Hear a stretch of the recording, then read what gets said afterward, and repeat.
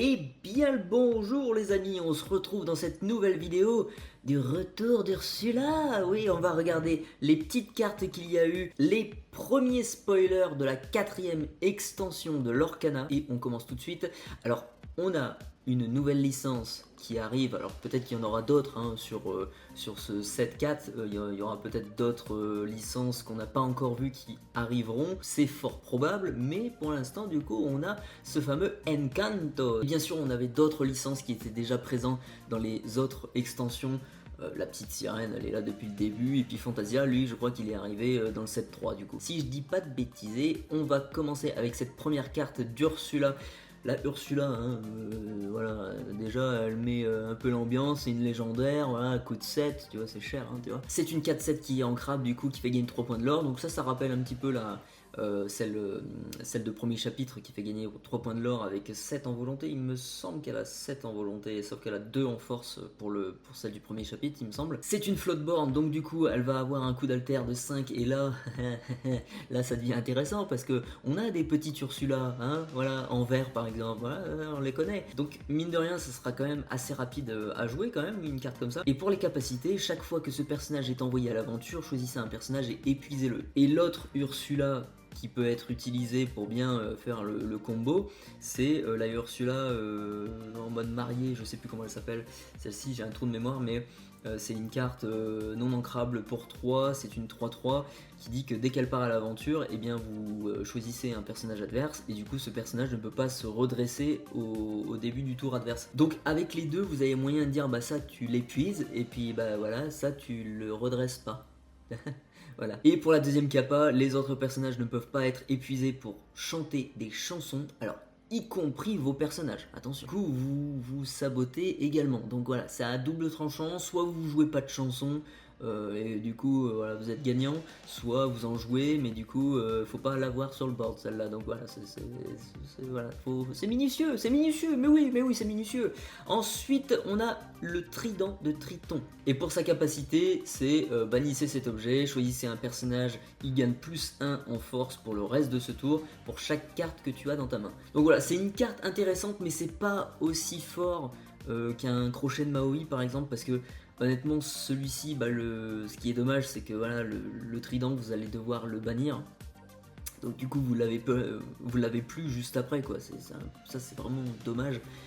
Mais le crochet, voilà, lui il reste sur le board le temps que vous voulez quoi. Donc bon voilà, c'est dommage d'avoir fait une carte comme ça avec bannir cet item, c'est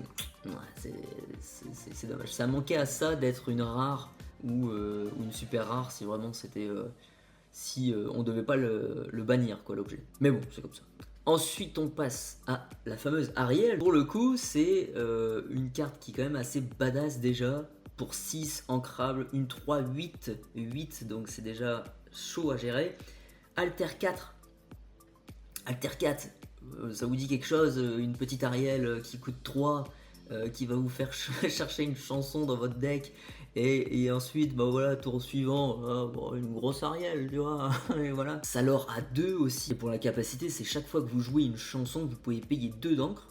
Déjà c'est pas mal, et vous pouvez infliger 3 de dommages à un personnage de votre choix si vous le faites, donc si vous payez ce montant là. Donc c'est presque une foudre dans Magic, parce que une foudre c'est tu payes 1, t'infliges 3 de dommages, mais s'y est presque quoi, on va dire. Et mine de rien, dans les decks Steel Song, ça va être quand même assez pété comme carte, ça risque d'être quand même une carte assez intéressante, et puis au cas où, voilà, ça l'or à 2, donc ça peut être utile autre que voilà, chanter des chansons. Et en plus, c'est à chaque fois que vous jouez des chansons, donc vous n'êtes même pas obligé de les chanter, voilà, pour faire cette capacité. En tout cas, ça reste une carte très forte, j'en suis sûr qu'il sera excessivement joué, donc voilà, c'est très bien. Ensuite, on a le fameux Yensid, encore une carte légendaire hein, pour le coup, mais celle-ci je suis assez partagé. Voilà.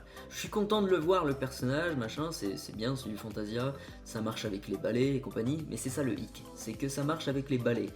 Après c'est une 1-3 pour 2 qui est ancrable en légendaire. On n'en a pas encore eu des cartes légendaires qui coûtent que 2. Et là la capacité c'est lorsque vous jouez ce personnage, si vous avez un personnage nommé balai magique en jeu, vous pouvez piocher une carte. Et le temps que vous avez 2 personnages balai en jeu ou plus, ce personnage gagne plus 2 en éclat de l'or. Donc voilà, il tombe à 3 éclats de l'or pour 2, une 1-3, ça va, c'est bien, mais le truc c'est qu'il faut vraiment que les balais derrière dans cette nouvelle extension soient assez forts.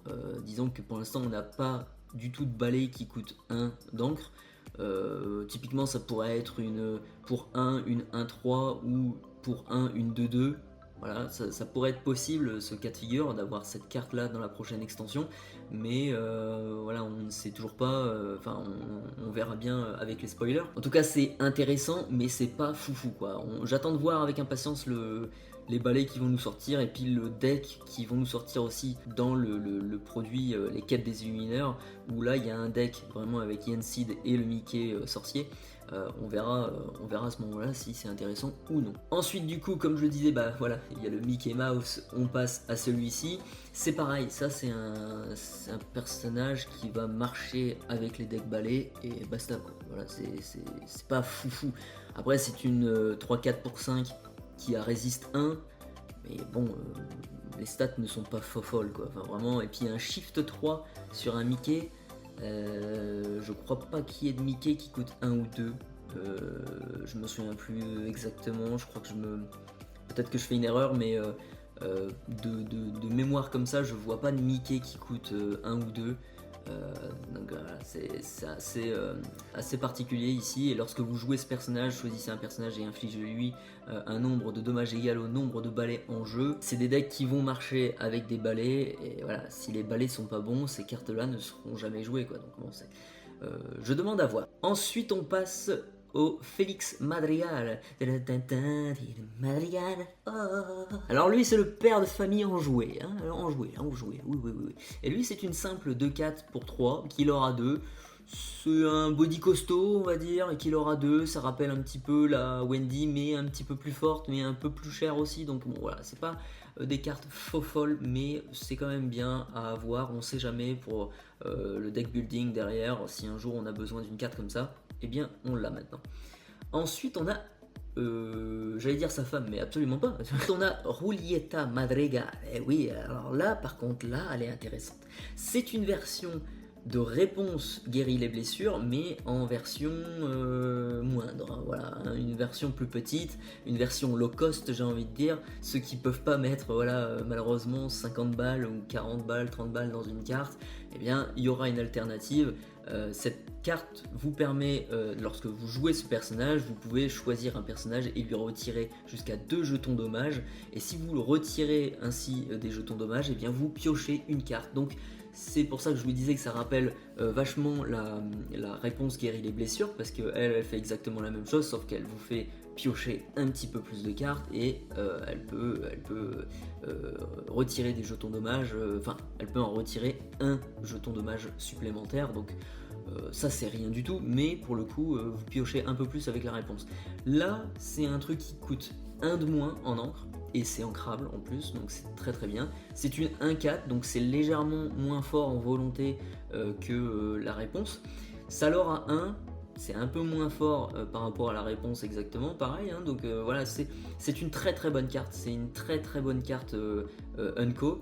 Je pense que celle-ci elle sera énormément jouée, parce que tour 3 vous avez moyen de piocher une carte et de mettre une bête sur le board, donc c'est plutôt intéressant. Donc je suis très très content de l'avoir celle-là. Ensuite on a la Mirabelle Madrigal, et elle a un body de 3-5 quand même, c'est bien, mais ça coûte 5 et c'est pas ancrable. Donc voilà, là c'est problématique, tu vois, là c'est très problématique. Salor à 2, ok, il y a support, donc ça va donner 3 en force à quelqu'un d'autre, ça c'est pas mal, mais je préfère soutien sur un perso qui a bodyguard, rempart du coup en français. Je préfère ça parce que du coup il a une double utilité, ça passe mieux le soutien quoi. Le soutien c'est pas encore une mécanique qui est très jouée actuellement parce que c'est pas foufou. Un jour on aura des decks soutien et que voilà ça va bombarder, mais pour l'instant ça marche pas top. Donc je trouve pas la carte très folle, et au niveau de sa capacité c'est chaque fois que ce personnage est envoyé à l'aventure, vos autres personnages madrigal gagnent +1 en lore jusqu'à la fin du tour.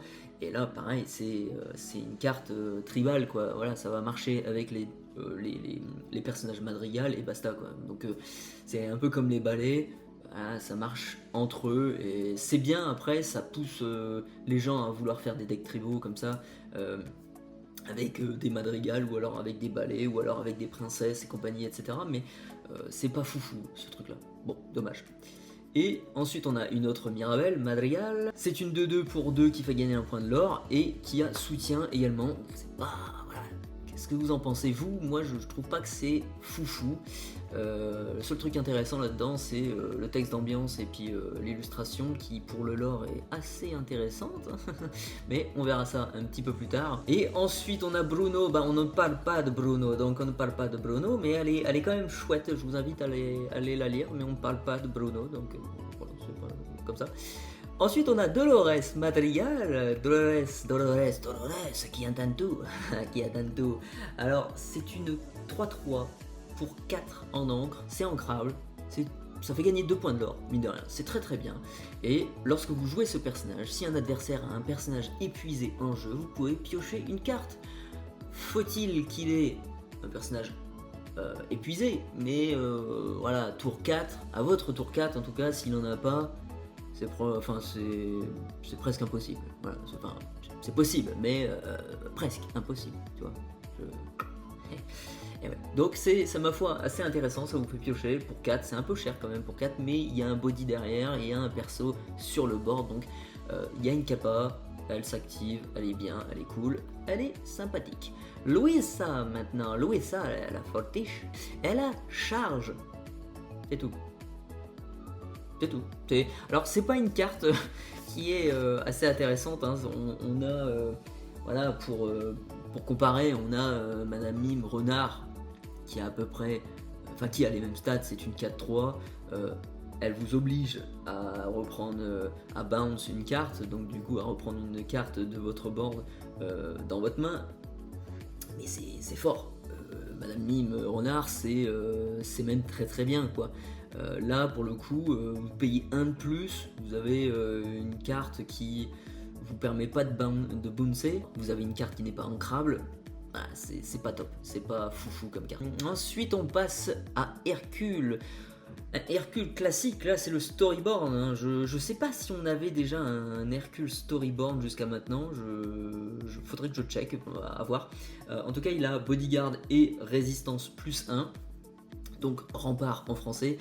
Pour 6 c'est une 6-5 qui fait gagner 2 points de l'or. C'est balèze quoi, voilà, c'est une carte balèze avec rempart, résistance +1. Voilà, je pense que dans les decks de démarrage ça sera très fort. Après on construit, voilà, c'est pas, si ça peut le faire, mais bon voilà, c'est pas folichon non plus quoi. C'est juste que c'est costaud, ça peut taper voilà à 6, mais pour ça je pense qu'un Maui vaut plus le coup, donc bon, à tester, à voir. Ensuite on a cette fameuse Anna que l'on n'a pas en entier, hein, pour l'instant. Vous voyez, j'ai coupé la carte. J'ai coupé la carte. Et oui, non, mais parce qu'on ne voit pas ce qu'il y a. Après, je dirais qu'elle fait gagner, allez, 1 point de l'or. Ouais, je pense qu'ils n'ont pas été... voilà. Alors, si elle fait gagner 2 points de l'or parce que c'est une super rare, ok, c'est possible aussi, mais je pense qu'ils l'ont mis à 1 point de l'or. Et pour la capacité, chaque fois que ce personnage est envoyé à l'aventure, vos autres personnages héros gagnent +1 en éclat de l'or jusqu'à la fin du tour. Donc assez intéressant, ça marche du coup, c'est dans le même deck, hein, c'est avec le deck Hercule, dans les decks de démarrage. Donc ça va marcher pour le coup avec ça. Et ça va être une 2-4 je pense, ou une 2-3, allez savoir, on peut pas vraiment... on peut pas le voir pour l'instant, donc on n'a qu'à attendre. On verra avec une meilleure version cette carte là un jour ou l'autre. On a aussi une autre Anna qui est pour le coup une 1-4 pour 2 ancrable qui fait gagner un point de l'or. Et si vous avez un autre personnage héros, encore une fois hein, la mécanique avec les héros, ce personnage gagne un éclat de l'or, donc plutôt sympa, ça mine de rien avec un Hercule rempart juste derrière de premier chapitre, ça pourrait être assez intéressant parce que du coup tour 2 vous mettez ça, tour 3 vous mettez le Hercule, vous protégez la Anna et la Anna l'or à 2, donc c'est intéressant, mais pour le coup moi je préfère jouer voilà, un autre truc, une maléfique ou une petite maléfique ou une petite Lilo ou un truc comme ça pour dire de lorer un max dès le tour 1, enfin dès le tour 2 plutôt, c'est un peu plus intéressant mais à voir, c'est une bonne carte quand même, une chouette commune. Ensuite on passe au Hans, et le Hans, alors lui c'est un méchant, hein. Lui il est dans la chambre d'Anna, il a pris le bonnet de Christophe, parce que ça doit être le bonnet de Christophe, pour poser un piège à Anna. Voilà, c'est la suite de l'histoire là comme ça. Il se dit bah tiens, il va déposer le bonnet dans la chambre de Anna, et Anna va prendre le bonnet, elle se dit ah mais il est où Christophe? Il est où Christophe? Voilà, et du coup elle part à l'aventure pour aller chercher Christophe, et là elle va se faire choper par Ursula.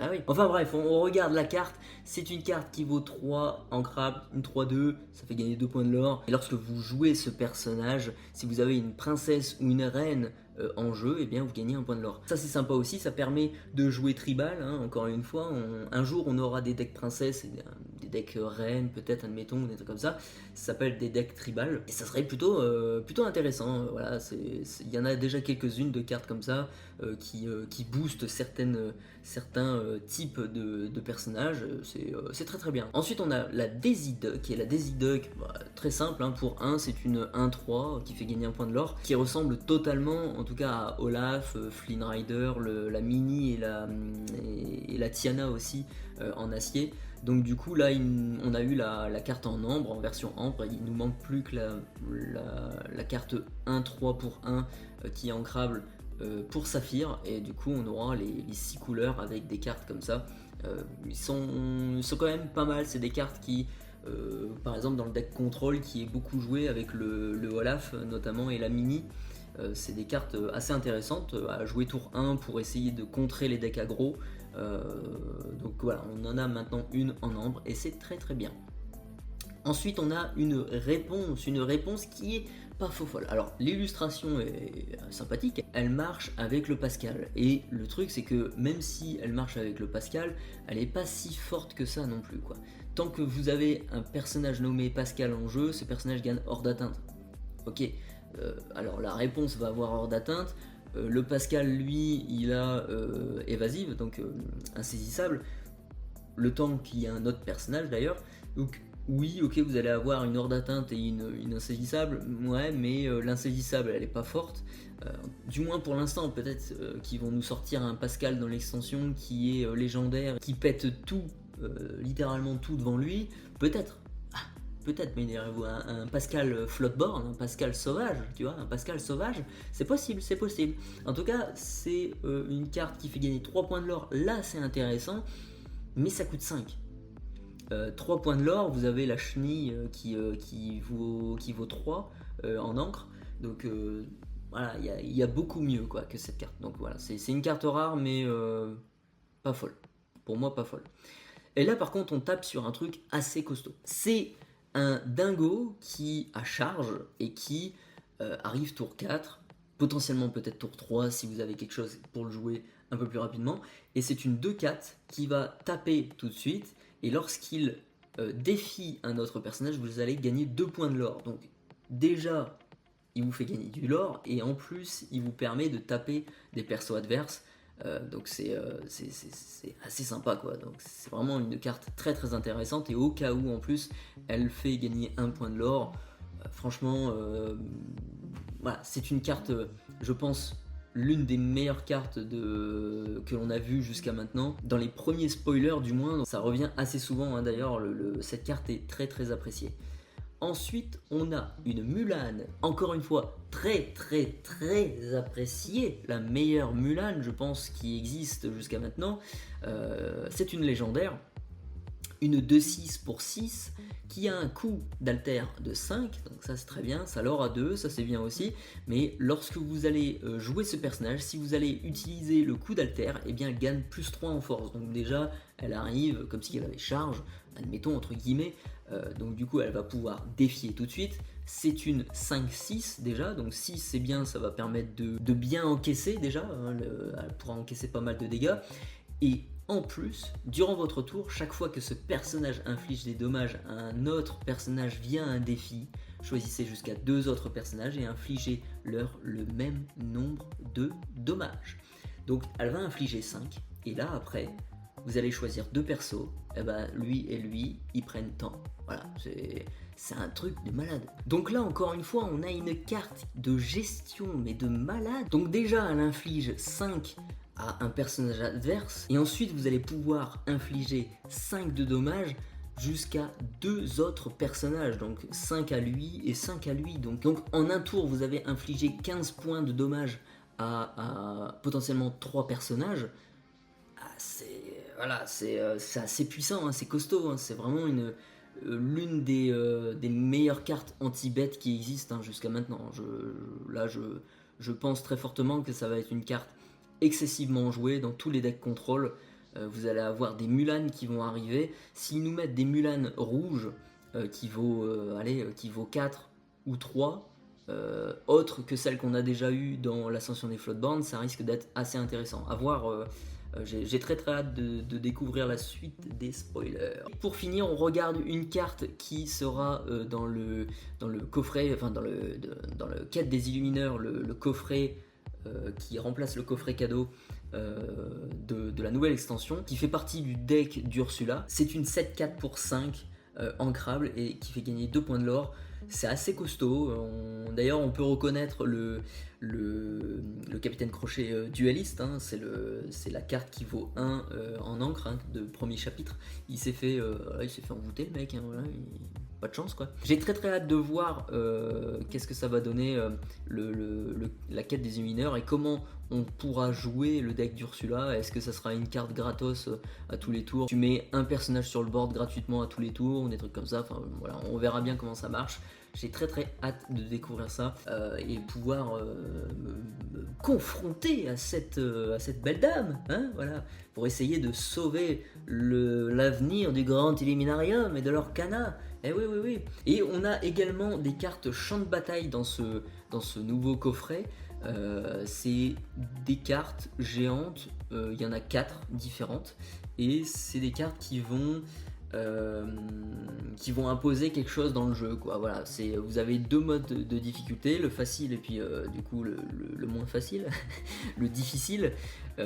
Chacun a des capacités statiques comme celle-ci. La difficulté là en facile, ce sera Ursula ne pioche pas de cartes supplémentaires en fonction de sa quantité d'éclat de l'or à chaque tour. On voit que Ursula va être avantagée d'une manière ou d'une autre, ou pas du tout. Là, si vous êtes à l'extérieur de son antre, j'ai l'impression que là elle va pas être forte, et donc du coup vous avez des capacités qui sont un petit peu plus faiblardes comme celle-ci. Et pour la carte champ de bataille où vous êtes dans son antre, là je pense que elle aura des capacités quand même assez coriaces, où elle piocherait peut-être plusieurs cartes par tour ou des trucs comme ça, quoi. Ça pourrait être assez intéressant. Et on a aussi une autre catégorie, hein, juste à côté, pour la capacité des joueurs, coût en éclat de l'or. Ça fait cet effet là. Donc pour un éclat de l'or, choisissez un personnage et retirez-lui jusqu'à 2 jetons dommages. Choisissez un personnage et redressez-le ou épuisez-le pour 2. Et pour 3, choisissez un joueur qui pioche 2 cartes. Donc ça, à mon avis, ça va être une capacité que vous pourrez activer une fois par tour. Et si vous êtes 2, et bien du coup, chacun de vous pourra activer une capacité différente, peut-être potentiellement. Donc c'est, ma foi, assez intéressant. Ça va être très cool à jouer, et on a bien évidemment très hâte de découvrir un petit peu plus ce produit et les cartes de la nouvelle extension, en espérant qu'ils nous sortent des cartes qui ait le même niveau que celui qu'on avait eu sur les terres d'encre. Les terres d'encre a vraiment relevé le niveau au niveau de la méta et compagnie, donc ça serait intéressant qu'ils nous fassent pareil là pour le coup, qu'ils ne perdent pas en rythme en termes de capacité de carte, etc. Donc on découvrira ça très prochainement sur la chaîne. Je vous remercie d'avoir regardé la vidéo jusqu'à la fin. N'hésitez pas à mettre un petit pouce vers le haut, à partager la vidéo et à vous abonner, surtout à vous abonner. On est presque aux 700 abonnés là. On le touche, on touche les 700 abonnés. Oui, on les touche. Donc merci énormément pour votre soutien. Sur ce, prenez soin de vous et à tantôt.